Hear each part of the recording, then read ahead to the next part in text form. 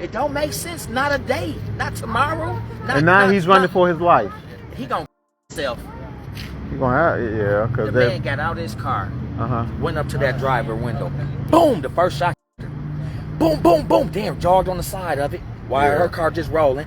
Emptied the clip, got in his car, and pulled off. No burning rubber. Pulled off slow. It just pulled on off. He just didn't care.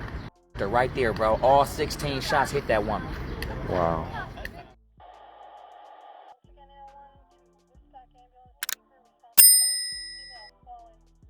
It was a nice and sunny day in Hampton Heights area, Milwaukee, Wisconsin, when around 8:45 a.m. shots erupted on the busy West Hampton Road. The day was Saturday, July 6, 2024, and multiple onlookers were left devastated by what they had just witnessed. A man would tell a local community activist that the person who lost their life was shot at least 16 times, and he and other witnesses saw it all. Tragically, this all went down in broad daylight right next to a daycare center where young children were outside playing. This is the story of a devoted mother, leader, and school teacher who was ambushed in the worst way and taken too soon. 51-year-old Latonia Ford was more than a pillar in her community. She was a dedicated educator who always strived for the best in her life. She is the mother to 2 adult children, a son that is currently 34, and a daughter who is 18, plus a grandmother to 1. Both of her children were her whole world, and our baby girl just graduated high school in May of 2024 at the top of her class. As for Latonia herself, she had a Bachelor's of Science degree in education with a minor in special education. She was the teacher that all the students knew they could always count on, and by all accounts, she seemed to be the favorite amongst students. Even the parents adored her, oftentimes bringing her food for lunch almost daily, plus they would bring her special treats they knew she would like. Latonia was described as a true mover and shaker who set goals and would accomplish them.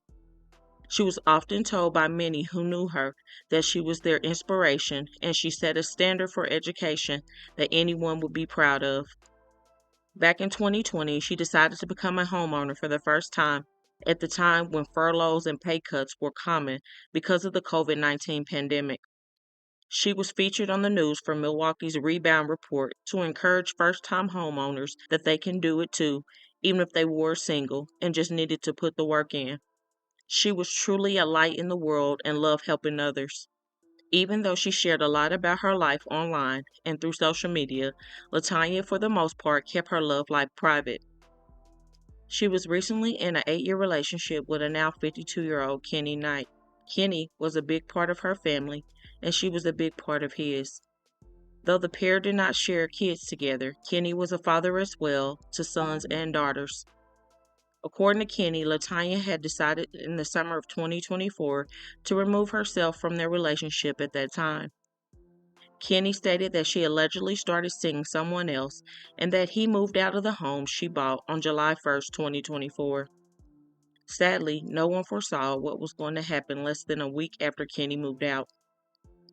On Saturday, July 6, 2024, Kenny woke up and decided that morning he was going to go over Latonia's house. When he got to her home around 8:30 in the morning, he noticed that her vehicle wasn't there.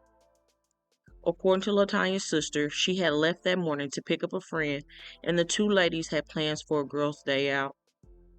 Since Latonia was not at home, Kenny said that he began drinking alcohol and decided to chase her down. He ended up finding her location pretty quickly, and Latonia was still in her car talking on the phone when he arrived. Kenny said he then got out of his vehicle, walked up to her car on the passenger side, and started banging on the window. However, he could not get the window to break and decided to shoot instead.